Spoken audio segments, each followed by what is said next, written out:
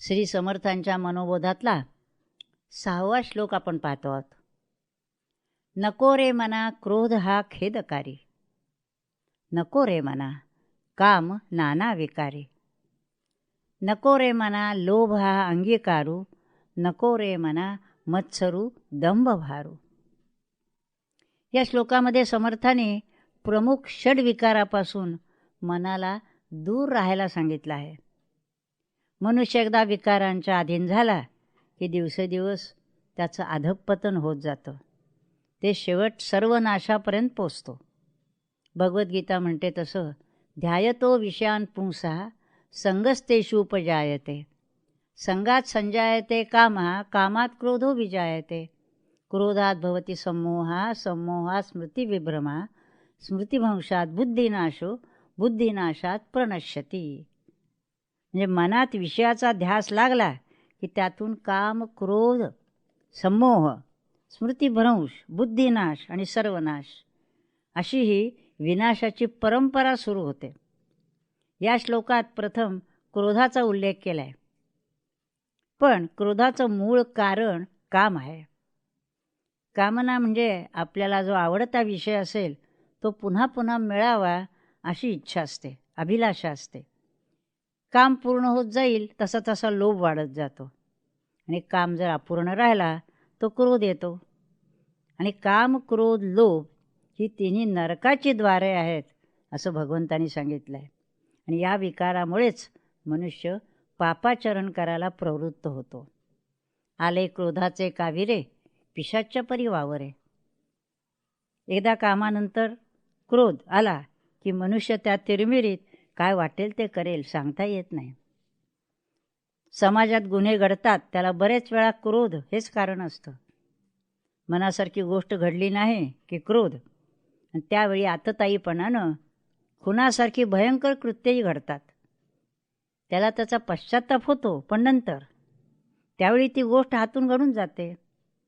दररोज वर्तमानपत्रात अशा बातम्या आपण वाचतो.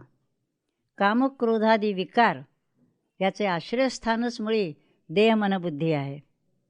तेथेच त्याचं पोषण होतं आणि प्रसंगाप्रसंगानं हे विकार रुद्र रूप धारण करतात. अनुवंशिकतेमुळे रक्तातून देखील काही विकार अंगात भिनलेले दिसतात. आता हे विकार जर आवश्यक नाहीत, घातक आहेत, तर ते येतात का असा प्रश्न येतो. हे विकार काही प्रमाणात असतील तर आवश्यक आहेत. थोडं प्रमाण पाहिजे. देहधारणासाठी मर्यादित योग्य कामना हवी. क्रोध देखील थोड्या प्रमाणात हवा. मुलांना चांगलं वळण लागावं, नोकरांनी काम नीट करावं म्हणून प्रसंगी रागवावं लागतं, असा क्रोध चालेल.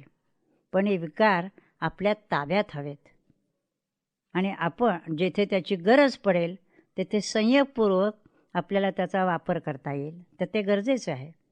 आपण त्या विकारांच्या अधीन होता कामा नये. लोभ, मत्सर, द्वेष, दंभ या विकारांची व्यवहारात देखील फारशी गरज नाही.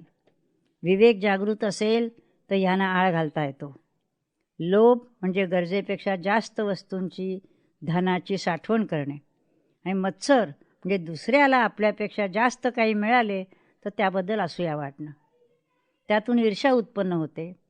ज्याचा आपण मत्सर करतो त्याला त्याची कदाचित जाणीवही नसते, पण मत्सर करणारा मात्र उगीचच अंतःकरणात जळत राहतो, अस्वस्थ होतो, अशांत होतो.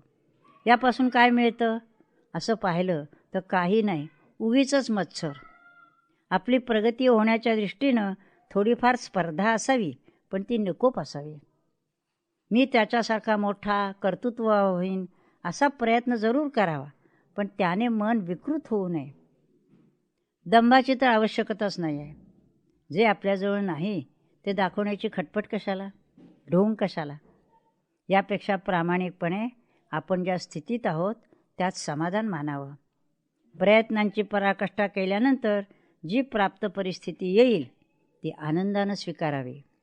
ठेविले अनंतय तैसेची राहावे, चित्ती असो द्यावे समाधान. मनुष्याला शेवटी शांती, समाधान, आनंद हेच अपेक्षित असतं ना. ते कामक्रोध, लोभ, मत्सर, दंभ या विकारांच्या अधीन झाले तर कसं काय प्राप्त होणार तेव्हा सावध व्हावं. विचारपूर्वक विवेकानं वर्तन करावं.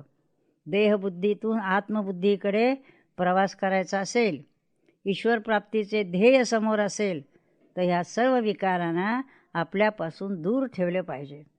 शक्य असेल तर ध्यानसाधनेनं मनाचं उन्मन म्हणजे अमन करण्याचा प्रयत्न केला पाहिजे. क्षण क्षण मनोलय चिदाकाशात करता आला तर मन निर्मळ होतं, विकार कमी होतात, शांती, तृप्ती, समाधान प्राप्त होतं आणि सर्व जीवन आनंदरूप होतं. हरि ओम तत्सत. श्रीराम. श्रीराम. नको रे मना क्रोध हा खेदकारी, नको रे मना कामनाना विकारी, नको रे मना सर्वदा अंगीकारू, नको रे मना मत्सरू दंभ भारू. श्रीराम.